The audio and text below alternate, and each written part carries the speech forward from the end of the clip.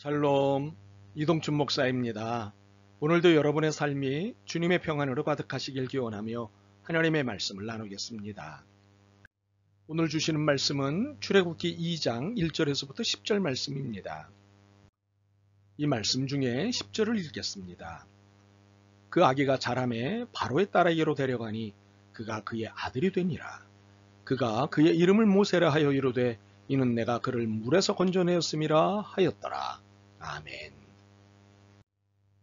출애굽기 2장 1절로부터 10절 말씀을 본문으로 모세 사방에서 은혜를 입은 자 라는 제목으로 출애굽기 세 번째 시간을 갖도록 하겠습니다. 40대까지만 해도 세상이 무섭지 않았습니다. 마음만 먹으면 뭐든 할 수 있다는 자신감이 있었습니다. 그런데 언제부터인가 신중해지기 시작했습니다. 앞만 보지 않고 옆도 보고 뒤도 보기 시작했습니다. 그렇다고 누군가의 눈치를 본 것은 아닙니다. 여전히 소신을 갖고 있었지만 무조건 밀어붙이는 것이 아니라 한두 번 더 생각해보는 신중함이 생겼습니다. 그런데 또 언제부터인가 신중함을 넘어 소심해졌습니다. 눈치도 제법 봅니다. 작은 말에도 상처를 받습니다. 이유를 생각해 봤습니다.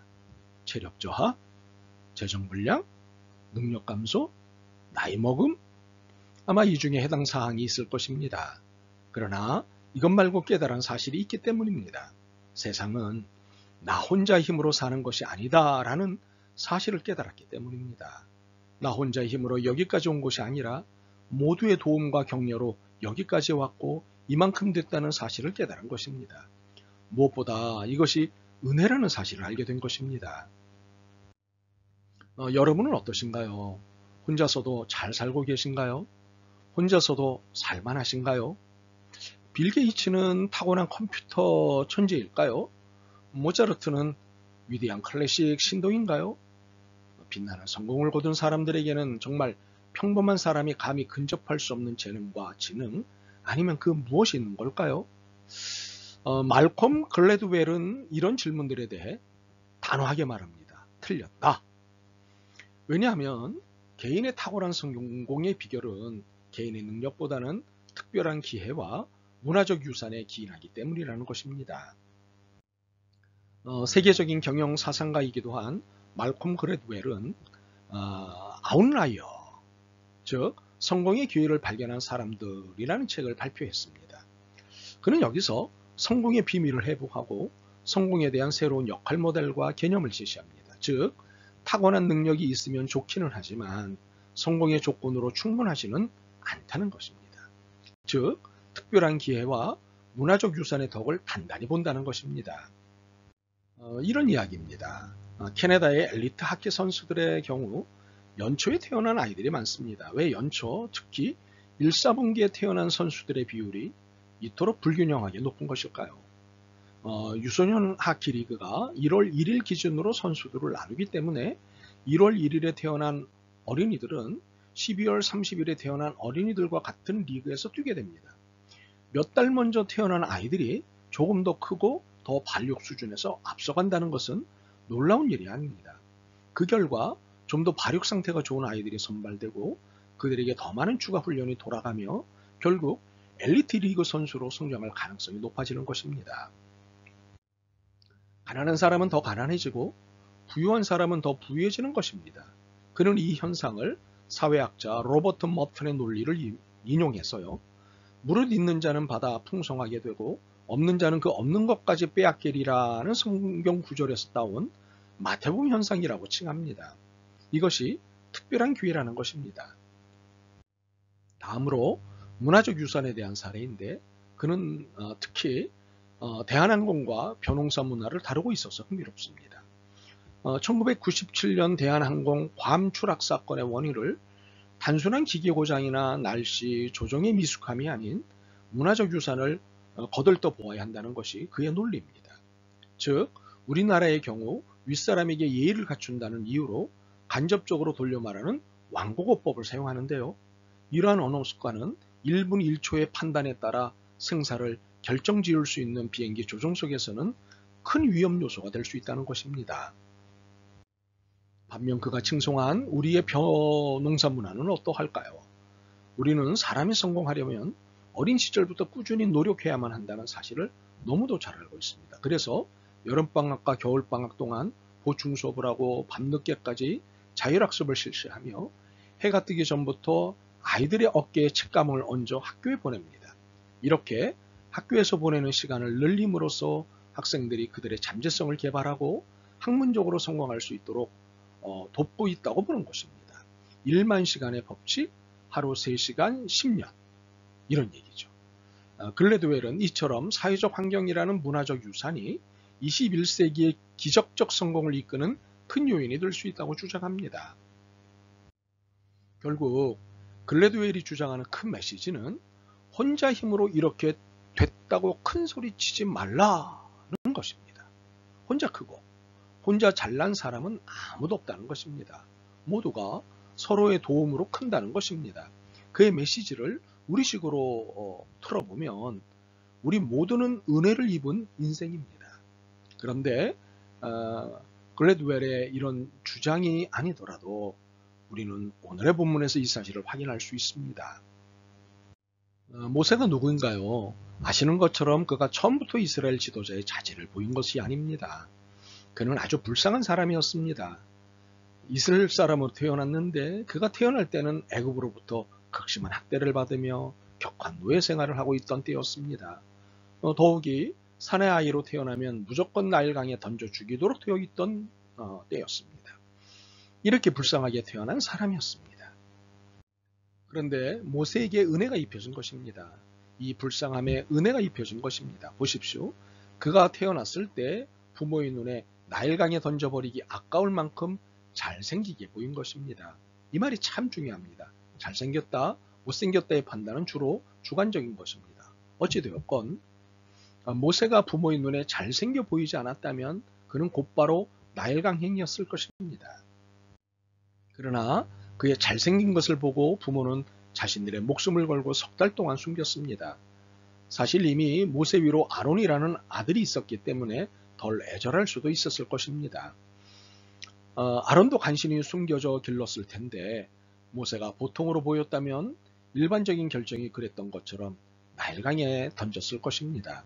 그러나 은혜가 임했기 때문에 아들을 버릴 수가 없었습니다.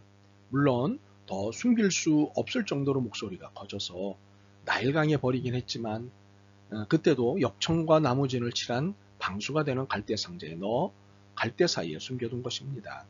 이렇게 부모가 애쓴 데는 그가 귀하게 보이는 은혜 때문이었던 것입니다. 그런데 부모만 그를 귀하게 여긴 것이 아니었습니다. 그의 누이 미리암도 그를 귀하게 여겼습니다. 갈대 상자에 담긴 3달 된 동생을 보는 누이의 마음이 너무도 애틋합니다.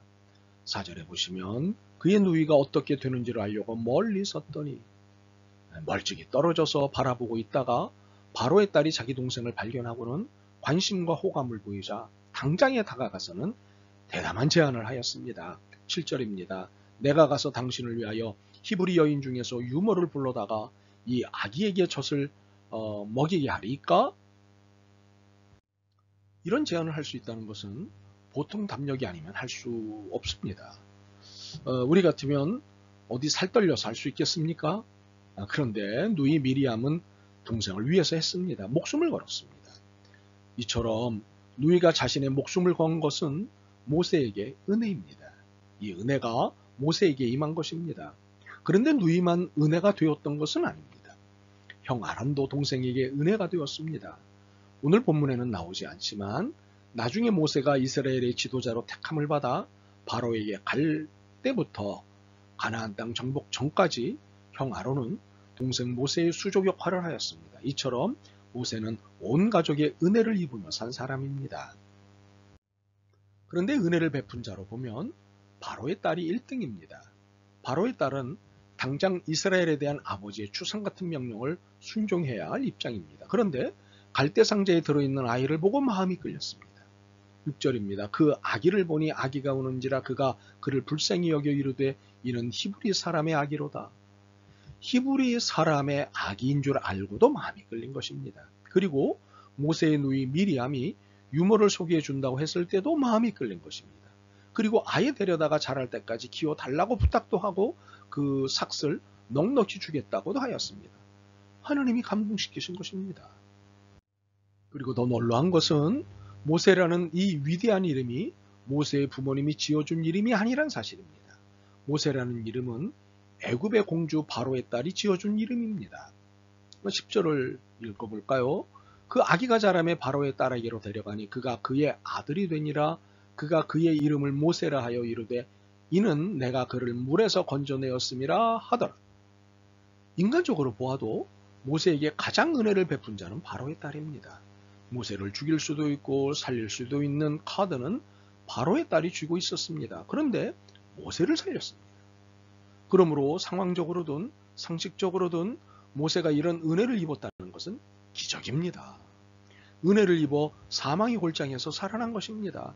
애굽이라는 사망의 한 복판에서 애굽 왕의 딸에 의해 불쌍히 여김을 받은 것입니다. 바로 이것이 하나님의 은혜가 전달되는 방법입니다. 참으로 은혜는 이렇게 부지불식간에 임하는 것입니다. 전혀 예상치 못한 사람과 장소와 시간을 통해서 은혜를 입는 것입니다. 그 갈대상자를 바로의 딸이 발견한 것이라고 상상을 했겠습니까? 바로의 딸이 그 시간에 목욕을 나오리라고 생각했겠습니까? 바로의 딸이 자신의 양자로 삼아 왕궁에서 살게 될 것이라는 예상을 했겠습니까? 전혀 기대할 수 없는 사람에 의해 은혜를 입는 것입니다. 이것이 하나님이 은혜를 주시는 방법입니다. 그렇습니다.